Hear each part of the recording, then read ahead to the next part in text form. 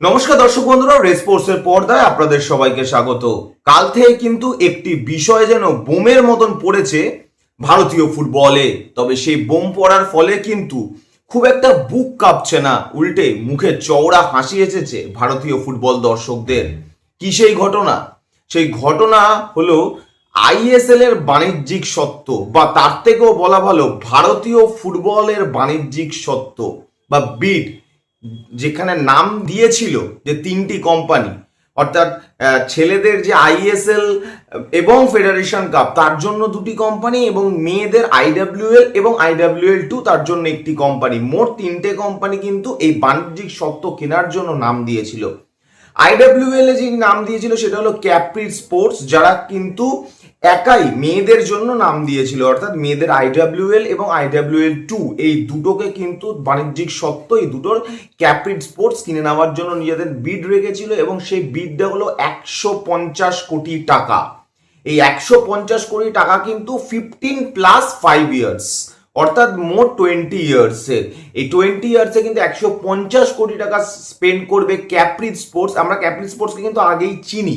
ভারতে যে মেয়েদের ক্রিকেটটি হয়, যে মেয়েদের ক্রিকেট টি20 হয়, সেখানে কিন্তু ইউপি ওয়ারিয়র্স এর সাথে যুক্ত আছে এই ক্যাপ্রি স্পোর্টস, এবং এই ক্যাপ্রি স্পোর্টস কিন্তু 150 কোটি টাকা বিনিয়োগ করতে চলেছে আইডব্লিউএল এবং আইডব্লিউএল 2 তে। এবারে আসি আইএসএল এর কথায়। গ্রেড এ তে ছিল আইএসএল এবং ফেডারেশন কাপের বাণিজ্যিক সত্ত্ব। সেই বাণিজ্যিক সত্ত্বের জন্য কিন্তু নাম দিল বা কেনার জন্য বিড করলো দুটো কোম্পানি। একটা কোম্পানি যাদেরকে আপনারা আগেই চেনেন, যারা এই মুহূর্তে আইএসএল এর সাথে যুক্ত, অর্থাৎ ফ্যান কোড, আর আরেকটি কোম্পানি হলো জিনিয়াস স্পোর্টস। এবার দুটো কোম্পানি ঠিক কত টাকা করে বিড করলো? ফ্যান কোড বিড করেছে 36 কোটি টাকা per year plus 5% increment for every year 20 বছরের জন্য। অর্থাৎ 20 বছর, প্রথম বছর 36 কোটি টাকা দেবে ফ্যান কোড, এবং তার পরের বছর প্রত্যেক বছর 5% করে ইনক্রিমেন্ট হতে হতে হতে হতে সেইটা গিয়ে দাঁড়াবে আর কি 20 বছরে একটা টাকা গিয়ে দাঁড়াবে। এবং এই সম্পূর্ণ টাকাটা যদি আপনি গুণ করেন, মানে 36 ইন্টু 20 এবং 5% ইনক্রিমেন্ট, এভাবে যদি আমরা একটু ভাগ করে নিই বা একটু গুণ করে নিই, হিসাব করে নিই, তাহলে সেটা কিন্তু দাঁড়াচ্ছে প্রায় 1030 কোটি বা তার আশেপাশের একটা সংখ্যা। এই তো গেল ফ্যান কোডের বিড। এবারে আমরা আসবো কিন্তু জিনিয়াস স্পোর্টের বিড হিসাবে। জিনিয়াস স্পোর্টস এই যে কোম্পানিটি, এই কোম্পানিটি কিন্তু যে বিডটি করেছে, সেই বিডটার দেখার পর যে কোনো ভারতীয় ফুটবল দর্শকদের কিন্তু চোখ কপালে ওঠার মতন। 2132 কোটি টাকা, এই 2132 কোটি টাকা বিড করেছে কিন্তু জিনিয়াস স্পোর্টস ফ্যান কোডের থেকে। তার মানে এরা অনেকটা বেশি। এইবারে 2132 কোটি টাকাকে আপনি 20 দিয়ে ভাগ করলে যে হিসাবটা বেরোচ্ছে, অতটা সরলীকরণ হিসাব নয়, মানে প্রত্যেক বছর 100 কোটি টাকার একটু ওপরে, এই সরলীকরণ হিসাবটা নয়। হিসাবটা হলো যে জিনিয়াস স্পোর্টস প্রথম বছর যে টাকাটা দেবে তার সাথে 5% করে ইনক্রিমেন্ট করবে, সেম অ্যাজ ফ্যান কোড, এবং সেই পুরো হিসাবটা মিলিয়ে 2132 কোটি টাকা।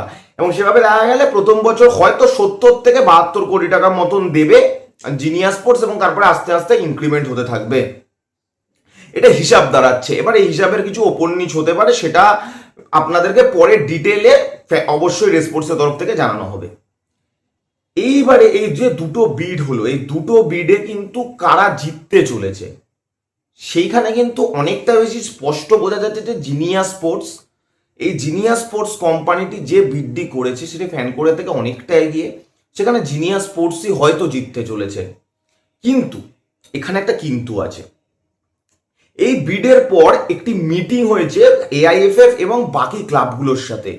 সেই মিটিংয়ে কিন্তু দেখা যাচ্ছে যে ক্লাবগুলি ঝুঁকে রয়েছে ফ্যান কোডের দিকে, কারণ ফ্যান কোড যে স্ট্রাকচারে খরচাটা করতে চাইছে, সেখানে দেখা যাচ্ছে যে তাদের যে স্ট্রাকচার, সেই স্ট্রাকচারে তারা ক্লাবকে আরো স্বাবলম্বী করা, এবং ক্লাবগুলো যাতে প্রথম 2 বছর 3 বছরের পর থেকে নিজেরা পুরো রেভিনিউ বা বেশিরভাগ রেভিনিউটা আর্ন করতে পারে, সেটার চেষ্টা করা। এরকমই স্ট্রাকচার কিন্তু ফ্যান কোডের।